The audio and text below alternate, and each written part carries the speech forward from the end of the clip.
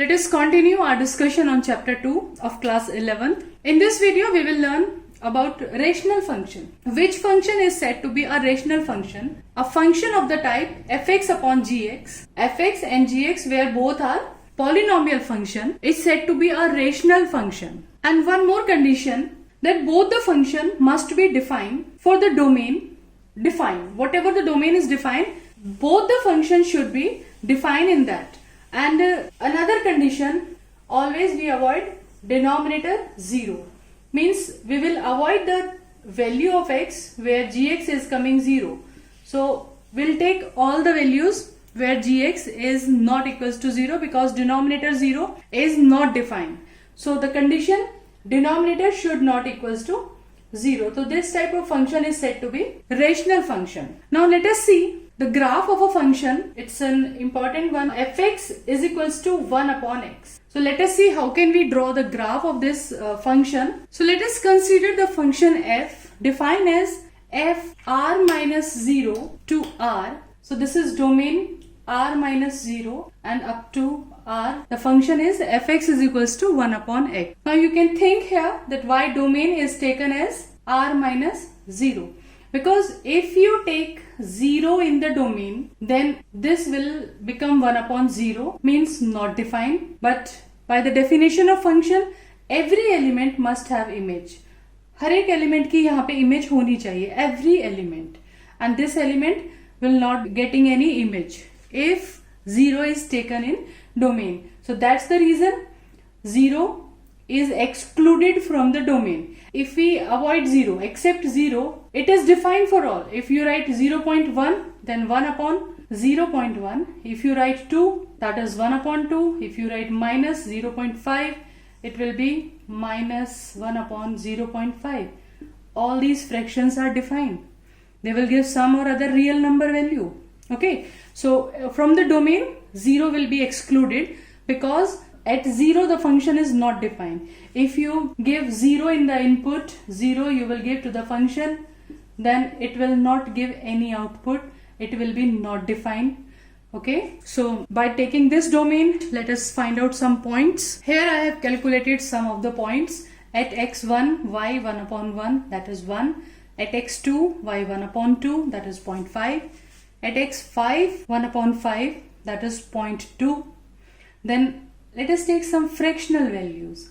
At x.5, it is 2, and at x 0.2, if we take 0.2, you can simply calculate the values. It is 5. So let us plot these points and have a look where the graph is moving. At x1, y is 1. So we'll get this point. Okay. Then at x2, y is 0.5. If this number is 1, then 0.5 will be just in between. At x2 it is 0.5. Then at x5, if x is here taken far away, x5 it is 0.2. So one line and then second line. It will be very close here. This point will be like this. And then x.5. At x.5, 0.5 will be here. Okay. So at 0.5, y is 2. This point will be at point. Then let us take one more point at x 0.2. 0.2 will be very close to 0. Only 2 lines you have to count on the graph paper. At x 0.2, y is 5. 1, 2, 3, 4, 5. So you can see when it comes close to y-axis, it's moving upward. It's like here. This point you can see. So let us join it with the free hand. The graph position will be like this. Let us join the points with the free hand.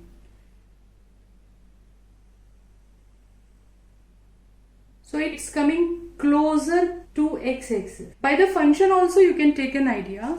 If you are taking a large value of x, for suppose you are taking x is equals to 100. So y is equals to 1 upon 100.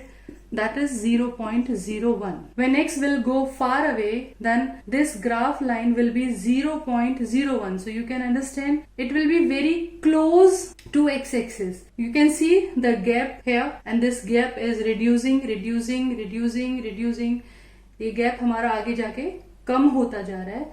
So at the point of infinity, it will be very close to x-axis, but it will never touch x-axis because x0. The reason at x0 the function is not defined. At x0 it is not defined. Okay, so after 0, 0.1, 0.2, as you will take, it will go like this direction. Let us take some negative points. At x minus 1, clearly y is also minus 1.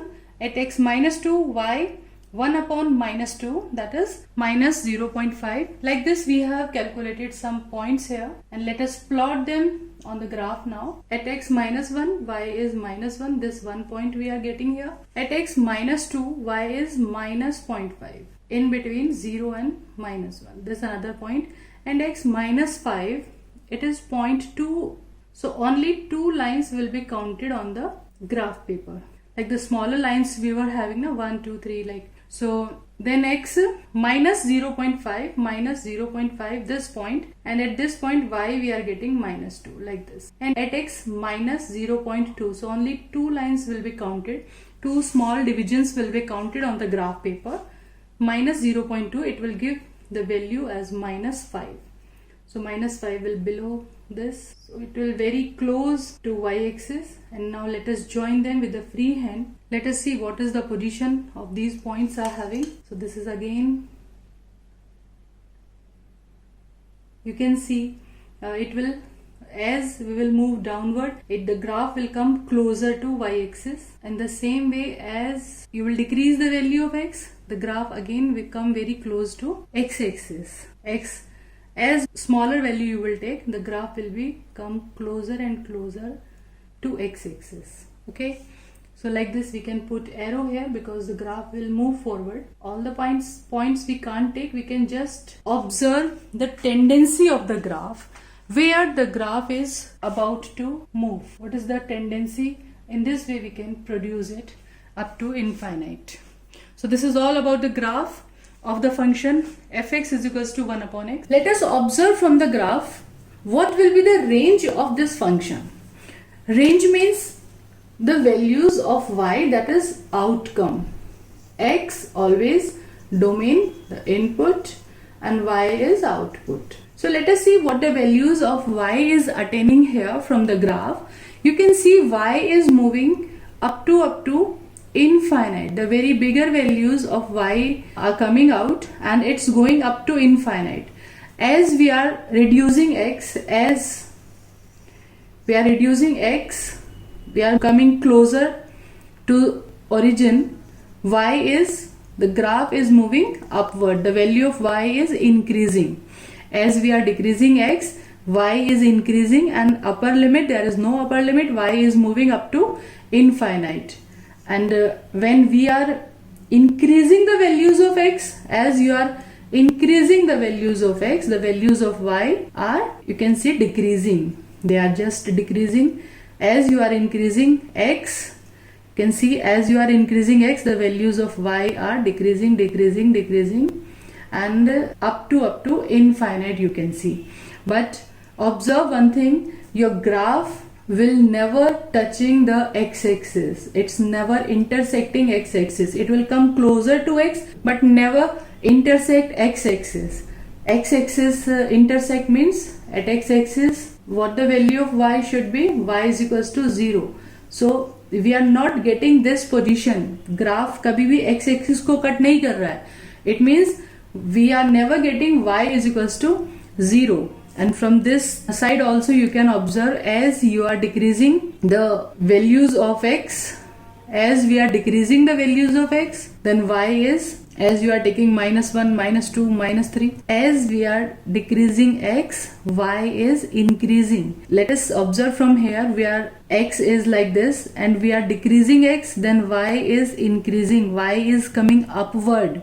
Upward means y is increasing. Y का graph ऊपर की तरफ आ रहा है. y is increasing as we are decreasing x, and when we are increasing x, y is decreasing. The values are coming minus 1, minus 2, minus 5, minus 10, minus 20. Again you can see from here also that it will never intersect your x-axis. So y is equals to 0. This point you are not getting from the graph also. So what will be the range? What should be its range? Range should also r minus 0. Okay, and how we calculate mathematically also?